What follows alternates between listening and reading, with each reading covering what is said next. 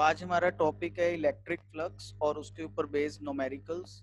सबसे पहले हम स्टार्ट करते हैं इलेक्ट्रिक फ्लक्स की डेफिनेशन से। तो फ्लक्स क्या होता है, देखिए इलेक्ट्रिक फ्लक्स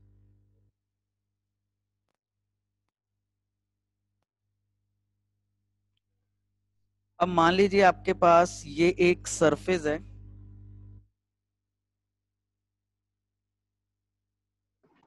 ठीक है। ये एक सरफेस है ए बी सी डी और इस सरफेस को क्रॉस करके इलेक्ट्रिक लाइंस पास हो रही हैं। तो ये जो मैं लाइंस ड्रॉ कर रहा हूँ, these are electric field lines, और वो इस सरफेस को क्रॉस करके इसमें से पास हो रही है। सो यहाँ जितनी लाइंस इस सरफेस को नॉर्मली क्रॉस करेंगी, those number of lines are called electric flux. So electric flux क्या है? So we can write it is the number of field lines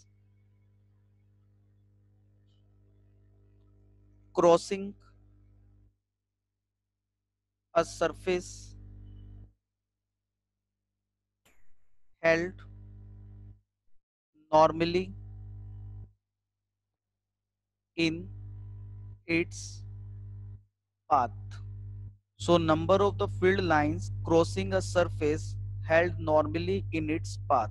So देखिए यहाँ पर ये जो फील्ड लाइंस हैं ये सरफेस से 90 डिग्री के एंगल पर उसको क्रॉस करके जानी चाहिए, तब हम इसको इलेक्ट्रिक फ्लक्स काउंट करेंगे। जैसे यहाँ पर अगर डायग्राम में आप देख रहे हैं, चार लाइंस इस A B C D surface को क्रॉस करके पास हो रही हैं। सो हम बोल सकते हैं कि since the number of field lines is 4, it means flux is also equal to 4। So ये तो है फ्लक्स का डेफिनेशन, ठीक है। अब देखिए फ्लक्स का सिंबल है ये फाई सिंबल से हमें इसे शो करना है, डिनोट करना है। सो अब ये फ्लक्स किस फैक्टर्स पर डिपेंडेंट है तो हम उसको देख लेते हैं। फ्लक्स में फैक्टर्स अफेक्टिंग फ्लक्स। सो सबसे पहला फैक्टर है electric field. Flux directly depend है इलेक्ट्रिक फील्ड स्ट्रेंथ पर। E symbol is for electric field strength, ठीक है।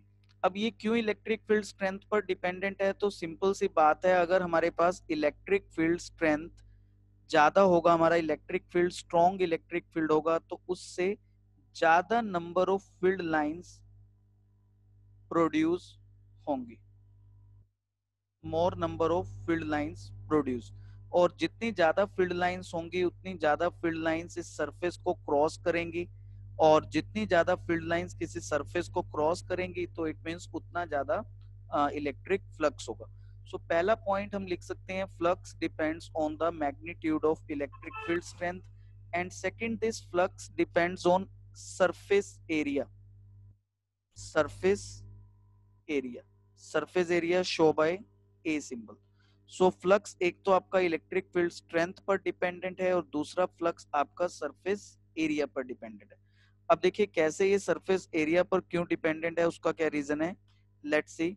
देखिए अब ये हमारे पास एक सरफेस है, देखिए ये एरिया कम है और ये एक सरफेस है, ये एरिया ज्यादा है। तो आप देख रहे हैं अंदर वाली सरफेस नंबर 1 का एरिया कम है और सरफेस नंबर 2 का एरिया ज्यादा है। अब मान लीजिए यहाँ हमारे पास एक चार्ज है, तो चार्ज से जो इलेक्ट्रिक लाइंस रिलीज हो रही हैं, देखिए वो सारी इलेक्ट्रिक लाइंस सरफेस नंबर 1 को क्रॉस नहीं कर रही हैं। कुछ लाइंस सरफेस नंबर 1 को क्रॉस कर रही हैं, लेकिन आप देख रहे हैं कि उससे ज्यादा लाइंस सरफेस नंबर 2 को क्रॉस करके जा रही है। सो इससे ये क्लियर होता है कि हम जितना ज्यादा सरफेस एरिया को इंक्रीज करेंगे उतनी ज्यादा लाइंस उस सरफेस को क्रॉस करके पास होंगी, ठीक है। तो अगर हम यहाँ पर इन दोनों फैक्टर्स को कंबाइन कर देते हैं, फर्स्ट और सेकंड को, तो हम लिख सकते हैं flux depends upon product of E and A. Flux depends upon product of E and A. और अगर हम यहाँ से प्रोपोर्शनल के साइन को इक्वल में चेंज करते हैं तो हमें कांस्टेंट अप्लाई करना होगा। सो देखिए यहाँ मैंने एक कांस्टेंट लगा दिया है, सो फ्लक्स हो गया के ई ए। अब देखिए इस कांस्टेंट की वैल्यू डिपेंड करती है सिस्टम पर, सिस्टम ऑफ मेजरमेंट पर। सो के is one for SI system of measurement, K is 1 for SI system. So as a result, this flux is now E multiplied A. तो SI सिस्टम का अगर हम use करेंगे मेजरमेंट में तो फ्लक्स का फॉर्मूला हो जाएगा E मल्टीप्लाइड A। अब देखिए फ्लक्स की डेफिनेशन है, flux is just a number of field lines. Flux की डेफिनेशन है it is the number of filled lines. Since it is just a number of filled lines, it means it is a scalar quantity. Since it is just a number of filled lines, so it means it is a scalar quantity. Okay second देखिए यहाँ पर जो इसका right hand side है equation का, वहां E और A multiply हो रहे हैं। सो E और A मल्टीप्लाई होने का मतलब है कि इलेक्ट्रिक फील्ड तो उनमें से एक वेक्टर क्वांटिटी है।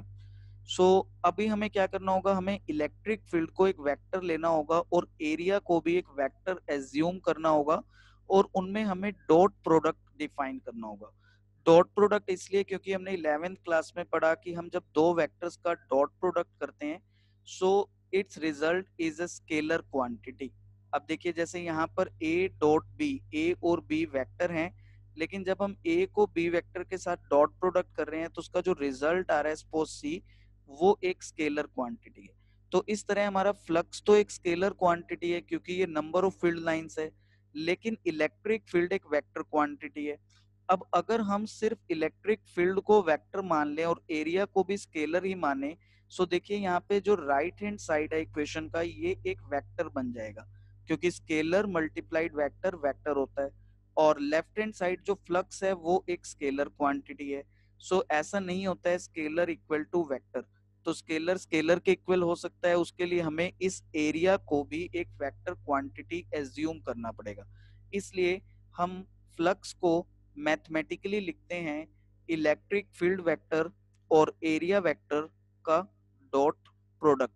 तो हमारे पास फ्लक्स का ये फॉर्मूला हो गया E डॉट ए, और आप इस फॉर्मूला को as a definition in your exam use कर सकते हैं।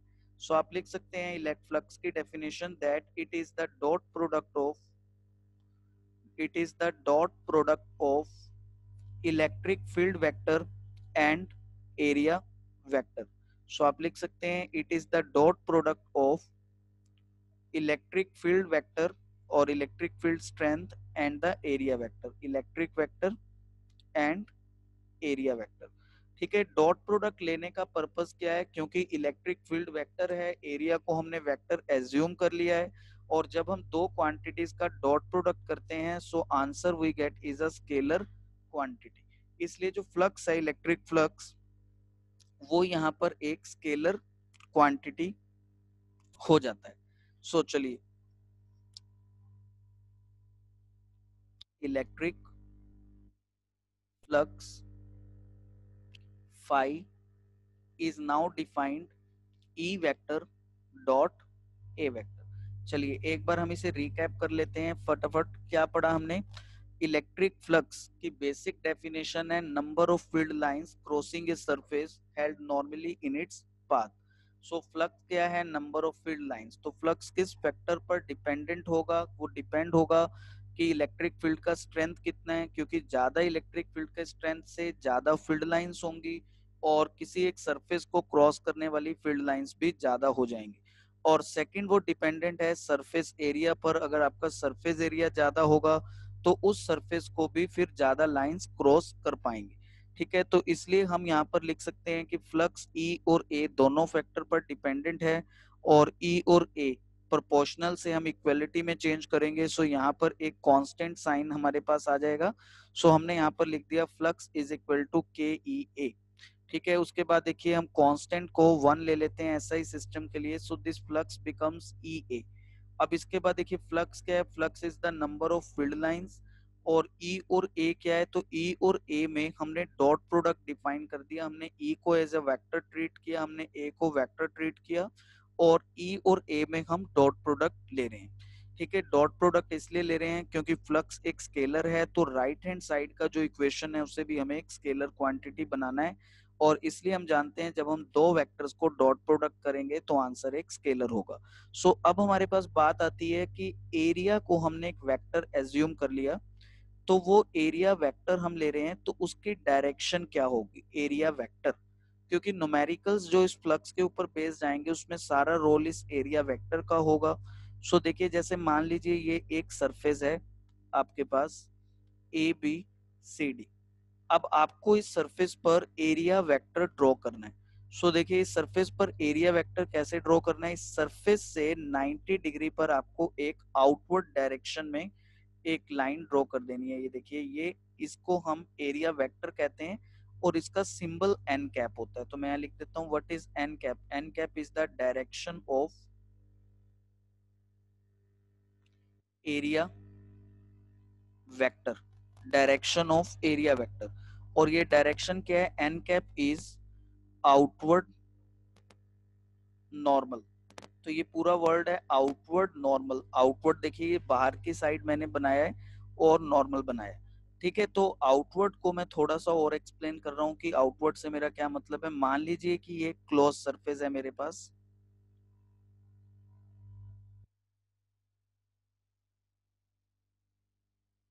देखिए इस तरह से ये क्लोज सरफेस हमने ले लिया। सो देखिए, अब अगर मुझे इस सरफेस पर फ्लक्स बनाना है तो कैसे बनेगा, देखिए यहाँ दो केसेस हैं, या तो आप नॉर्मल को आउटवर्ड बना सकते हैं, देखिए इस तरह से आउटवर्ड, या आप उस नॉर्मल को इनवर्ड बना सकते हैं। ठीक है, लेकिन इनवर्ड तो ये पॉसिबल नहीं है क्योंकि हमें हमेशा इसको लेना है आउटवर्ड। तो यहाँ हम दिखा रहे हैं N cap is always outward normal. ठीक है, तो what is the direction of area vector, area vector is always outward normal and its symbol is then given as N cap. So अगर हम ये कॉन्सेप्ट लेकर चलेंगे तो फ्लक्स को कैलकुलेट करने का फॉर्मूला हो जाएगा E magnitude A magnitude cos theta. ठीक है, यहाँ पे मैंने डॉट प्रोडक्ट का फॉर्मूला अप्लाई कर दिया ई डॉट ए पर। सो ए डॉट बी का फॉर्मूला आप लोग जानते हैं। सो 11th फिजिक्स में आपने पढ़ा है A dot B is A magnitude B magnitude cos theta. अब यहाँ पर थीटा क्या होता है, थीटा होता है angle between A vector and B vector. So it is the angle between the vectors. So इसी तरह से यहाँ पर इस फॉर्मूला में कॉस थीटा, सो ये जो मेरा फॉर्मूला नंबर 3 है इसके अंदर कॉस थीटा क्या है, कॉस थीटा, और वी कैन से थीटा क्या है, so theta is the angle between E vector and A vector, E vector and A vector. जैसे मान लीजिए कि इस सरफेस के लिए आपका इलेक्ट्रिक फील्ड लाइंस इस रेड लाइन के अलोंग डिफाइंड है। देखिए मान लीजिए इलेक्ट्रिक फील्ड लाइंस इस तरह से पास हो रही थी इस डायरेक्शन में, और अब हम यहाँ पर ड्रॉ करते हैं एरिया वेक्टर। तो एरिया वेक्टर यहाँ पर नॉर्मली ड्रॉ होगा। सो जैसे देखिए यहाँ पर ये मैंने एरिया वेक्टर ब्लू लाइन से ड्रॉ कर दिया एन कैप। सो अब मुझे इन दोनों वेक्टर्स के बीच में एंगल देखना होगा, ये एंगल है मान लीजिए थीटा। सो उस एंगल को आपको इस फॉर्मूला नंबर 3 में ई ए कॉस थीटा में पुट करना होगा। ठीक है, अब देखिए फ्लक्स की जो वैल्यूज हैं वो, तो हम यहाँ पे लिख सकते हैं वैल्यूज ऑफ फ्लक्स। सो देखिए इलेक्ट्रिक फ्लक्स की वैल्यूज तीन तरह से हमारे पास आ सकती हैं। या तो ये आंसर इसका जो वैल्यू है वो पॉजिटिव वैल्यू हो सकता है, और इलेक्ट्रिक फ्लक्स की वैल्यू नेगेटिव वैल्यू भी हो सकती है, और इलेक्ट्रिक फ्लक्स की वैल्यू जीरो वैल्यू भी हो सकती है। सो तीनों हो सकते हैं। अब ये पॉजिटिव नेगेटिव जीरो किस तरह से हो रहा है, तो देखिए जो इक्वेशन नंबर 3 है, इस इक्वेशन नंबर 3 में ई मैग्नीट्यूड लिया मैंने, मैग्नीट्यूड तो पॉजिटिव ही होता है, और एरिया का भी मैग्नीट्यूड लिया है तो मैग्नीट्यूड पॉजिटिव है। सो बचा क्या, कोस थीटा। अब कोस थीटा की वैल्यू अगर हमारे पास पॉजिटिव होगी सो हमारा इलेक्ट्रिक फ्लक्स की वैल्यू भी पॉजिटिव होगी। अब कोस थीटा की वैल्यू तब पॉजिटिव होती है जब ये थीटा एंगल 0 और 90 डिग्री के बीच में हो। मतलब कि ये वाला केस हो कि आपका इलेक्ट्रिक फील्ड और एरिया वेक्टर में जो एंगल है वो 90, 0 से 90 के बीच में रहे। नेगेटिव फ्लक्स कब होता है, जब ये आपका कॉस थीटा नेगेटिव हो जाए यानी कि वो जो एंगल है फ्लक्स यहाँ पर नेगेटिव आ जाए, यानी कि जो cos थीटा में ये थीटा एंगल है वो 90 डिग्री और 180 डिग्री के बीच में हो। सो ये ऐसा केस होगा कि इस सरफेस में से एरिया तो इस डायरेक्शन पर ड्रॉ किया गया लाइक एन कैप, और इलेक्ट्रिक फील्ड लाइंस पोज इस डायरेक्शन में पास हो रही हैं, और ये एंगल आप देख रहे हैं कि 90 से ग्रेटर एंगल आ रहा है, तो उस केस में ये फ्लक्स की वैल्यू नेगेटिव हो जाएगी। तीसरा केस है zero flux. So zero flux क्या है, जब आपके पास इस कोस थीटा की वैल्यू जीरो हो जाए, और कोस थीटा की वैल्यू जीरो होने का मतलब थीटा एंगल 90 डिग्री हो जाए। सो 90 डिग्री होने का मतलब है कि सरफेस पर जिस डायरेक्शन में हम एरिया वेक्टर ड्रॉ कर रहे हैं, लाइक हमने एरिया वेक्टर इस तरह ड्रॉ करा है, तो जो इलेक्ट्रिक फील्ड लाइंस हैं सपोज वो एरिया वेक्टर से 90 डिग्री पर है, मान लीजिए कुछ ऐसा केस है, ये ई है और ये एंगल यहाँ पर 90 डिग्री है। सो ऐसे केसेस में हमारा इलेक्ट्रिक फ्लक्स जीरो हो जाता है। सो इलेक्ट्रिक फ्लक्स की तीन वैल्यूज हो सकती हैं, इलेक्ट्रिक फ्लक्स जीरो भी हो सकता है, इलेक्ट्रिक फ्लक्स नेगेटिव भी हो सकता है, और इलेक्ट्रिक फ्लक्स पॉजिटिव भी हो सकता है। चलिए इसके बाद हम बात कर लेते हैं इस फ्लक्स को हम किस यूनिट में मेजर करेंगे। So our next point is SI unit of flux, SI unit of electric flux. So इस इलेक्ट्रिक फ्लक्स को मेजर करने का यूनिट इस फॉर्मूला से हमें डेराइव करना है। इसका फॉर्मूला क्या है, ई ए कॉस थीटा। तो इस फॉर्मूला से आपको डेराइव करना है। देखिए यहाँ पर जो ई है इलेक्ट्रिक फील्ड, अब आप लोग जानते हैं electric field is measured in newton per coulomb, और ये area is measured in metre square, और कॉस थीटा का कोई यूनिट नहीं होता है। सो फ्लक्स को मेजर करने का यूनिट है Newton per coulomb multiplied metre square. इसके बाद आ जाते हैं हम इसकी यूनिट पर। देखिए इलेक्ट्रिक फील्ड को मेजर करने की एक यूनिट वोल्ट पर मीटर भी होती है, जिसे हम चैप्टर नंबर 2 में करेंगे, और एरिया को मेजर करने का यूनिट है मीटर स्क्वायर। सो यहाँ से फ्लक्स को मेजर करने का एक यूनिट वोल्ट मीटर भी हो जाता है। ठीक है, तो ये दो यूनिट्स फ्लक्स को मेजर करने के लिए यूज होती है। यूजली सीबीएसई में इस टाइप का क्वेश्चन आता है, define the electric flux, right it's SI unit और लाइक दैट। बट ये तीन पॉइंट्स आपके लिए काफी इंपॉर्टेंट हैं कि फ्लक्स नेगेटिव कब होता है, फ्लक्स पॉजिटिव कब है, और फ्लक्स जीरो कब है। सो एक बार हम इसको रिकैप कर लेते हैं। देखिए what is electric flux. So अभी हमने समझा electric flux is that number of the field lines that are passing through a surface and surface is held normally in its path. So जैसे आप यहाँ पर देख रहे हैं कि यहाँ पर चार लाइंस पास हो रही हैं, तो दैट मीन्स यहाँ पर इलेक्ट्रिक फ्लक्स चार है। फिर हम आ जाते हैं इसके फॉर्मूला पर। तो इसका फॉर्मूला हमें ये वाला याद करना है, flux is E vector dot A vector, flux is E vector dot A vector.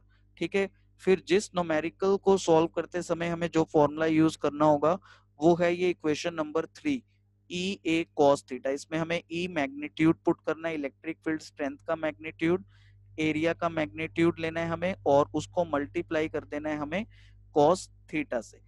ठीक है, फिर हम आ जाते हैं थीटा के ऊपर। थीटा क्या है, theta is the angle between the two vectors E vector and A vector. तो अगर हमें थीटा एंगल निकालना है तो हमें जरूरत पड़ेगी एरिया वेक्टर की। सो देखिए यहाँ मैंने आपको बताया एरिया वेक्टर क्या है, area vector is always drawn outward normal, surface से बाहर की साइड 90 डिग्री पर आपको एक वेक्टर ड्रॉ करना है, और उस वेक्टर को हम एरिया वेक्टर मानते हैं। फिर हमसे पूछा जा सकता है कि इस फ्लक्स कैसी क्वांटिटी है। सो हमने यहाँ पे लिखा है flux is a scalar quantity, क्योंकि ये नंबर ऑफ लाइंस है, so number is always a scalar quantity, as a result flux is a scalar quantity. फिर उसके बाद आता है फ्लक्स पॉजिटिव भी हो सकता है, नेगेटिव भी हो सकता है, जीरो भी हो सकता है। सो फ्लक्स जीरो कब होता है, जब ये एंगल 90 डिग्री हो जाए और cos थीटा की वैल्यू जीरो हो जाए। फिर आता है कि फ्लक्स को आप किस यूनिट में मेजर करेंगे, तो फ्लक्स को मेजर करने का यूनिट है newton by coulomb multiplied metre square या वोल्ट पर मीटर। सो ये थी हमारी theory related to the electric flux, और अब हम इसके ऊपर स्टार्ट कर सकते हैं न्यूमेरिकल्स। सो अभी के लिए आपके कुछ भी डाउट्स हैं so please write in the chat section.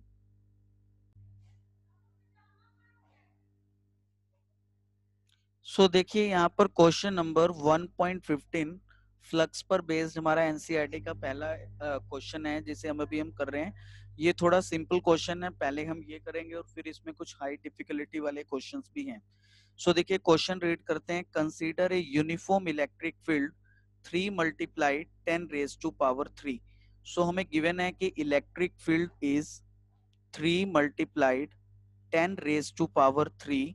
अगर हम उसका मैग्नीट्यूड ले रहे हैं तो वो 3 into 10 raise to power 3 newton by coulomb है, और उसका जो डायरेक्शन हम ले रहे हैं वो आई कैप है। What is the flux of this field through a square of 10 centimetre on a side whose plane is parallel to yz plane.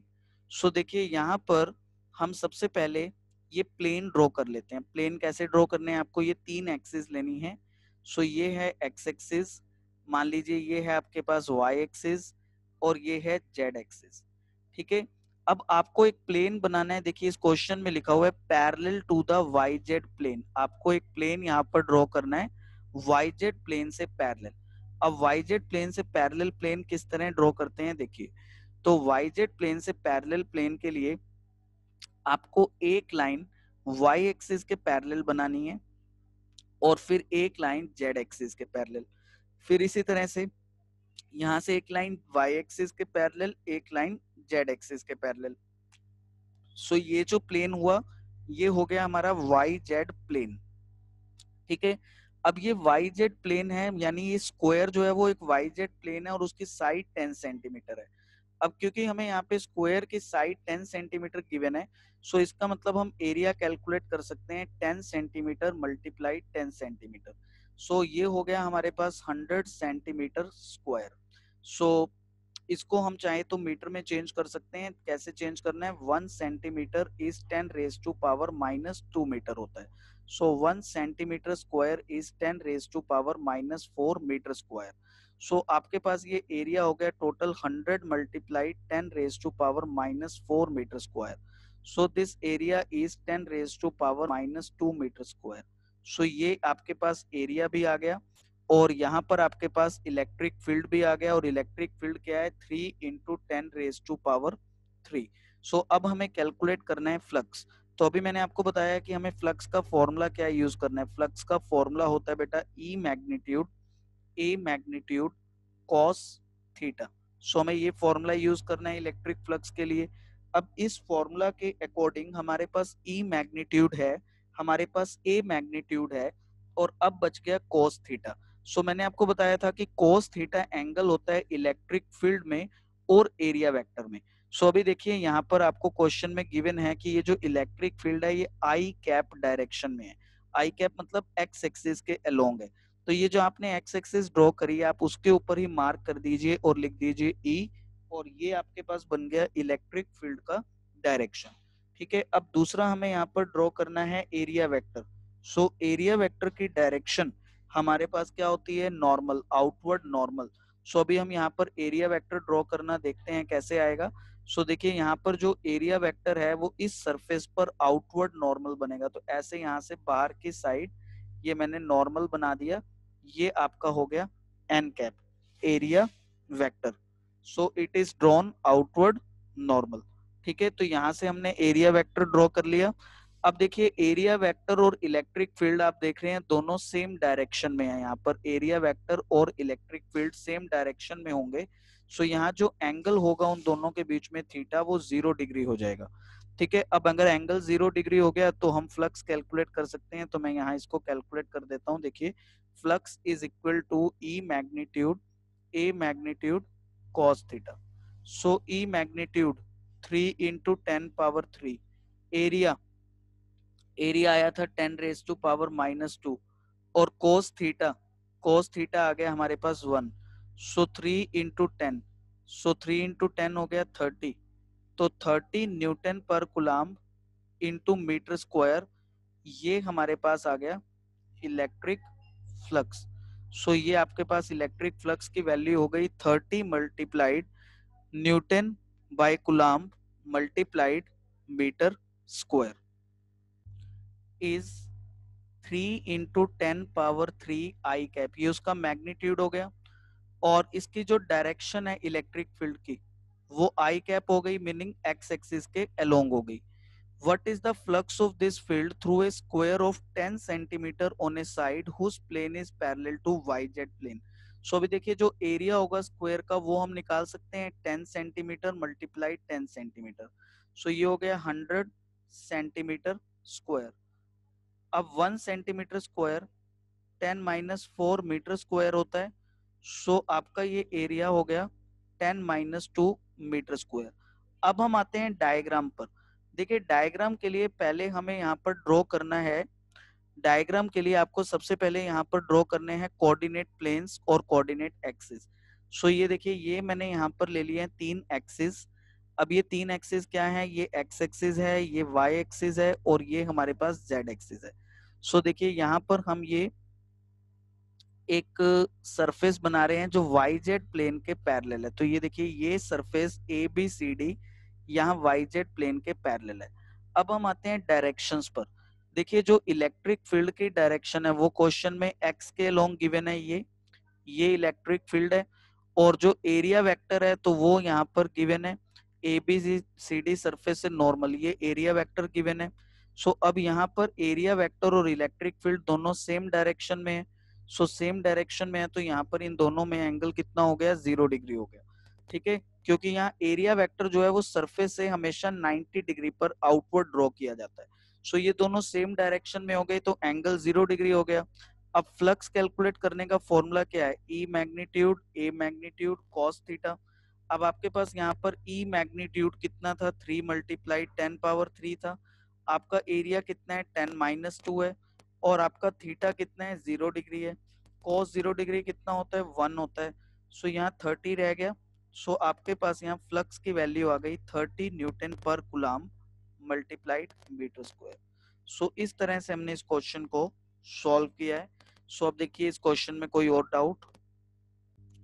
देखिए इसी 1.15 क्वेश्चन के सेकंड पार्ट में हमें गिवन है what is the flux through the same square if normal to its plane. देखिए ये word normal to its plane, कि हमने उस सरफेस पर नॉर्मल ड्रॉ किया और वो नॉर्मल क्या करता है, make 60 degree angle with the x axis. वो जो नॉर्मल ड्रॉ किया गया है वो उसके साथ 60 डिग्री के एंगल पर है।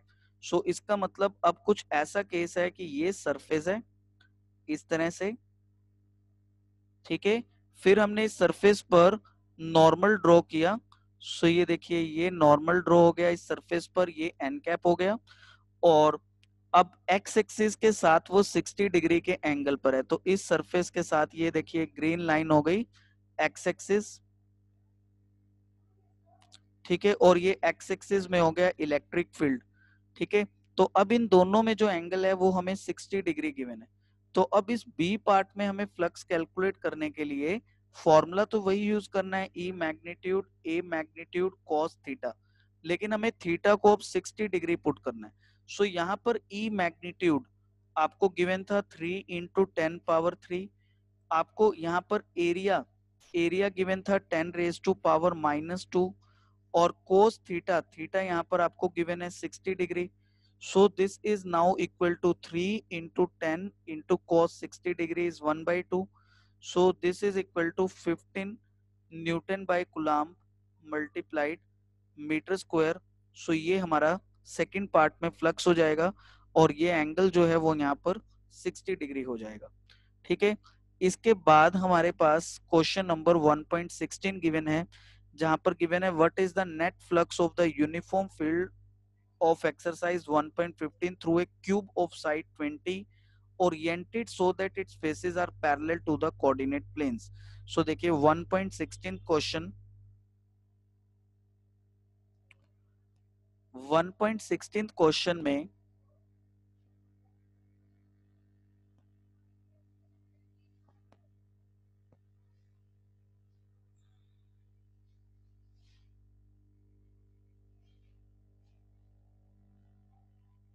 ये 3 एक्सिस हम ले लेते हैं। अब हमें एक क्यूब यहाँ पर ड्रॉ करना है।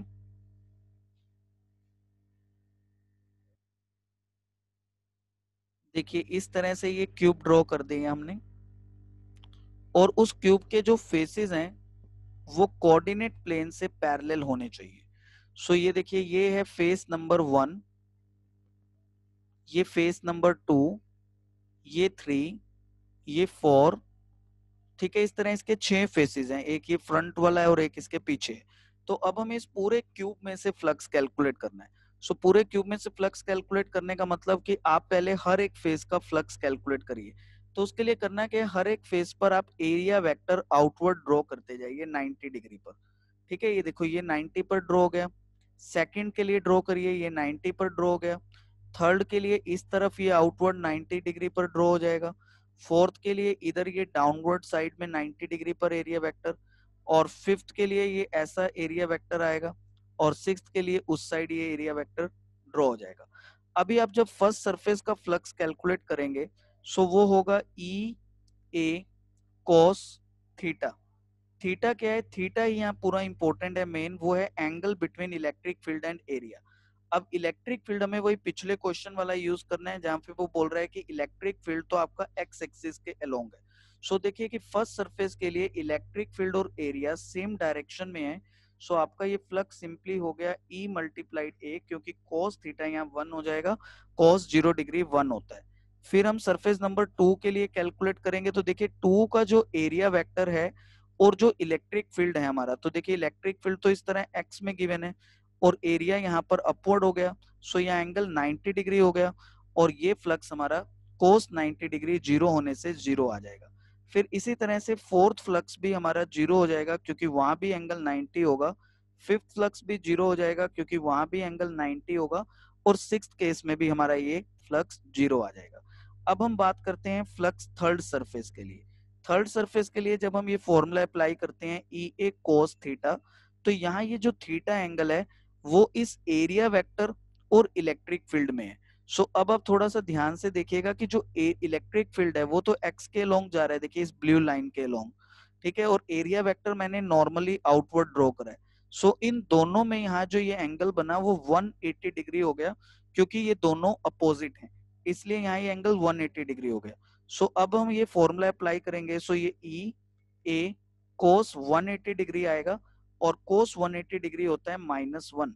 सो यहाँ पर -1 आ जाएगा, माइनस ई ए हो जाएगा। सो ये थर्ड सरफेस का फ्लक्स हो गया। अभी जब हम टोटल फ्लक्स कैलकुलेट कर रहे हैं तो हमें सारे फ्लक्स को ऐड करना है, सारी सरफेसेस के फ्लक्स को ऐड करना है, और सारी सरफेसेस के फ्लक्स को ऐड करने से टोटल फ्लक्स जीरो आ जाएगा। तो यहाँ फर्स्ट सरफेस का फ्लक्स है E A, second zero, third zero, fourth zero, fifth zero, six is again minus E A. So ये हमारा टोटल फ्लक्स पूरे क्यूब के लिए जीरो आ रहा है। ठीक है, तो ये टोटल फ्लक्स आपका यहाँ पर जीरो आ गया। अब ये ना आप कुछ कॉम्पिटिटिव क्वेश्चंस के लिए भी ये कॉन्सेप्ट को याद रख सकते हैं कि अगर आपकी कोई क्लोज सरफेस है, देखिए ये आपकी क्लोज सरफेस है, cube is a close surface. ठीक है, अब उस क्लोज सरफेस में अगर उस क्लोज सरफेस में से यूनिफॉर्म फील्ड पास हो रहा है, सो ये देखिए ये यूनिफॉर्म फील्ड था क्वेश्चन में हमें जो गिवन था, पास हो रहा है। सो देखिए उस क्लोज सरफेस के लिए टोटल फ्लक्स हमेशा जीरो आएगा। तो ये कुछ कॉम्पिटिटिव क्वेश्चंस के लिए आप इस कंक्लूजन को भी याद रख सकते हैं कि अगर हमारे पास कोई क्लोज सरफेस हो और उसमें से यूनिफॉर्म फील्ड पास हो रहा हो, तो हमेशा उस क्लोज सरफेस का जो टोटल फ्लक्स है वो जीरो ही आएगा। ठीक है, तो यहाँ हमने प्रूव कर दिया है 16th क्वेश्चन में कि यहाँ पर क्यूब के लिए टोटल फ्लक्स जीरो आ रहा है।